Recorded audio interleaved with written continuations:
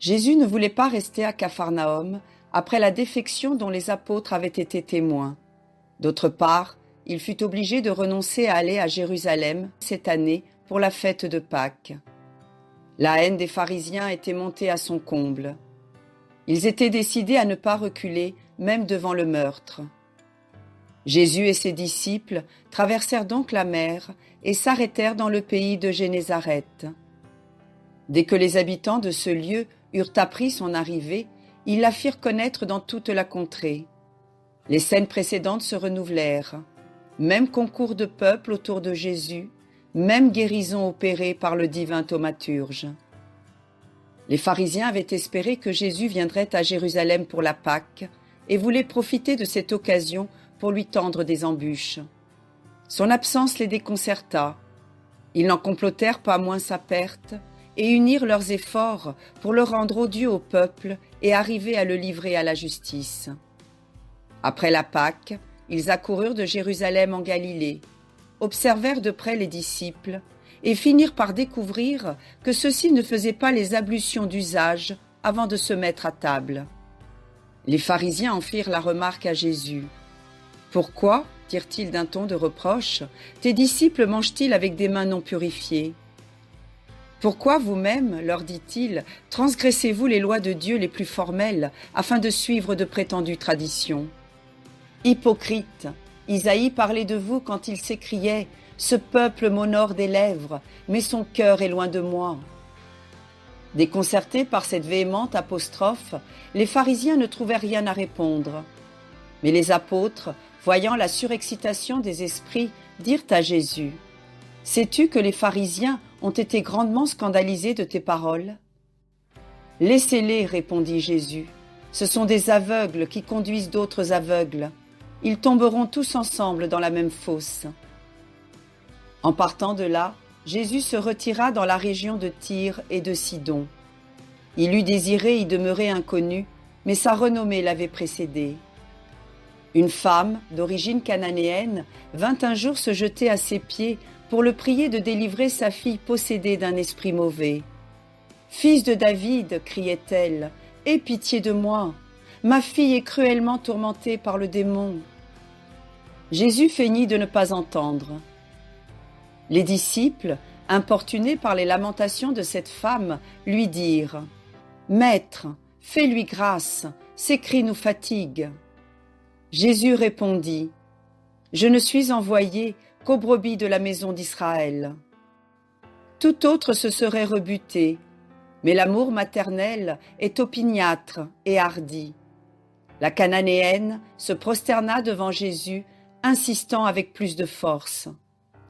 « Il n'est pas bon, dit Jésus, de prendre le pain des enfants et de le donner aux petits chiens. »« Oui, Seigneur, répondit-elle, mais on permet aux petits chiens de manger les miettes qui tombent de la table de leur maître. »« Ô femme, s'écria Jésus, ta foi est grande. Va, et qu'il soit fait comme tu le veux. » En entrant dans sa maison, la Cananéenne trouva sa fille délivrée du démon et couchée tranquillement sur son lit. Ensuite, Jésus se rendit à travers les montagnes dans la Décapole. Il retrouva à Dalmanutha les pharisiens, plus arrogants que jamais. Cette fois, ils lui demandèrent de leur faire voir un signe venant du ciel. Jésus refusa de satisfaire une curiosité qui évidemment cachait quelque perfidie. En s'éloignant, il dit à ses apôtres, pour leur montrer qu'il n'ignorait rien de la malice de ses ennemis, « Gardez-vous du levain des pharisiens et de celui d'Hérode. » À Bethsaïde, Jésus guérit un aveugle, auquel il ordonna de ne rien dire à personne de la grâce qu'il avait reçue. Il fit la même recommandation à un sourd-muet, auquel il avait rendu l'usage de l'ouïe et la parole. Mais comme toujours, plus il défendait aux témoins de ses miracles de parler, plus il les publiait, plus il disait avec admiration « Il a bien fait toutes choses, il a fait entendre les sourds et parler les muets. » Bientôt les foules se reformèrent, plus nombreuses, plus enthousiastes que jamais. Un jour, Jésus se vit entouré de 4000 hommes, sans compter les femmes et les enfants, et en leur faveur, il multiplia une seconde fois les pains. De Bethsaïde, Jésus se dirigea vers Césarée de Philippe. En chemin, Jésus demanda à ses disciples, « Que dit-on du Fils de l'homme » ? « Seigneur, répondirent-ils, les uns le prennent pour Jean le Baptiste, les autres pour Élie, d'autres pour Jérémie ou quelqu'un des prophètes. Et pour vous, qui suis-je ? Dit Jésus. Simon-Pierre s'écria vivement, Tu es le Christ, le Fils du Dieu vivant. En entendant ce cri sortir de la bouche de Pierre, Jésus lui dit, Tu es bienheureux, Simon, fils de Jonas, car ni la chair, ni le sang ne t'ont révélé ceci, mais mon Père qui est dans le ciel. Et moi je te le dis, tu es Pierre, et sur cette pierre je bâtirai mon église, et les portes de l'enfer ne prévaudront jamais contre elle. Je te donnerai les clés du royaume du ciel, et tout ce que tu lieras sur la terre sera lié dans le ciel, et tout ce que tu délieras sur la terre sera délié dans le ciel. À cette promesse de la suprématie de Pierre sur son Église, Jésus ajouta la révélation du grand mystère de la rédemption des hommes. Il déclara à ses disciples que bientôt il irait à Jérusalem, où il aurait beaucoup à souffrir.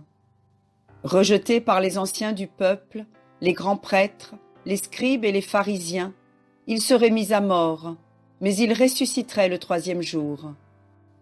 En entendant son maître parler de sa mort, Pierre ne put se contenir. Avec sa franchise ordinaire, il le prit à part et le conjura de revenir sur sa détermination. Pierre était entraîné par l'excès de son affection pour Jésus. Il n'avait pas encore des vues assez élevées et assez pures. « Retire-toi, Satan !»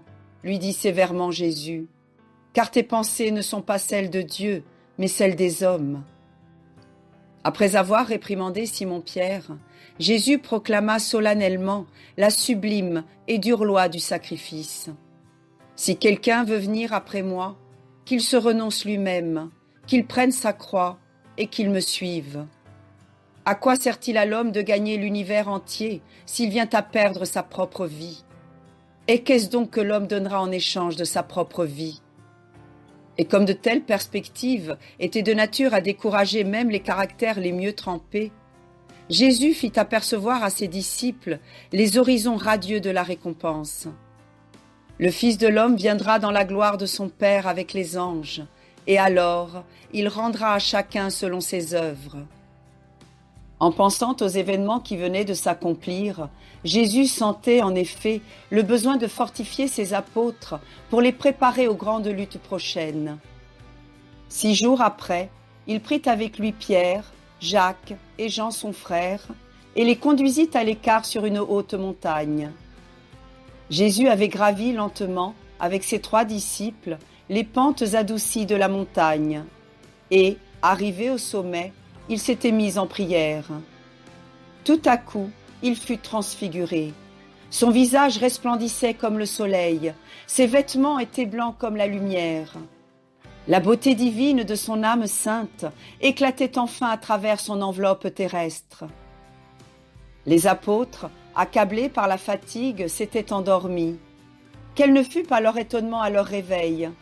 Ils virent leur maître environné d'une splendeur toute céleste, et s'entretenant avec Moïse et Élie. Il contemplait cette scène avec admiration, et Pierre, dans son ravissement, s'écria « Maître, il est heureux que nous soyons ici. Faisons donc 3 tentes, une pour toi, une pour Moïse et l'autre pour Élie. » Il était si troublé qu'il ne savait guère ce qu'il disait. À ce moment, une nuée lumineuse enveloppa Jésus et les 2 prophètes. Et de la même nuée sortit une voix qui disait « Celui-ci est mon Fils bien-aimé, en qui j'ai mis toute mon affection. Écoutez-le. » Les disciples tombèrent la face contre terre. « Levez-vous, leur dit Jésus, en les touchant de la main. N'ayez pas peur. » Ils levèrent les yeux, mais la vision merveilleuse avait disparu. Jésus était demeuré seul. En redescendant de la montagne, Jésus leur recommanda de ne parler à personne de ce prodige avant sa résurrection. Arrivé au bas de la montagne, il retrouva les autres apôtres. On lui présenta un enfant épileptique que ses disciples ne pouvaient pas guérir. Il le guérit d'une seule parole et le rendit à ses parents. Étant parti de là, Jésus traversa la Galilée. Il évitait les foules, et dans l'intention de prémunir ses disciples contre les illusions du triomphe qu'ils attendaient, il les instruisit plus ouvertement de sa passion et de sa mort. Le Fils de l'homme, dit-il, sera livré et mis à mort, mais il ressuscitera le troisième jour. Les disciples ne comprenaient guère le sens de ce discours. Ils en étaient affligés, mais ils n'osaient en demander à Jésus l'explication. Arrivé à Capharnaüm, Jésus paya le tribut, afin de donner l'exemple de l'obéissance aux lois. Ses disciples lui ayant ensuite demandé « Maître, lequel sera le plus grand dans le royaume des cieux ?» Il répondit « Celui qui veut être le premier sera le dernier de tous. » Puis, appelant un petit enfant, il l'embrassa, le fit mettre à côté de lui et le montrant aux disciples. « En vérité, dit-il, je vous le déclare, si vous ne changez et ne devenez comme de petits enfants, vous n'entrerez pas dans le royaume des cieux. » Il leur prescrivit ensuite le pardon des injures et, à cette occasion, raconta la parabole du serviteur impitoyable. Le maître avait accordé à cet homme un délai pour payer sa dette, mais lui ne voulut rien accorder à son compagnon. Indigné de sa conduite, le maître le livra entre les mains des exécuteurs de la justice. En terminant, Jésus leur dit « Ainsi vous traitera mon Père céleste, si vous ne pardonnez du fond du cœur à votre frère. »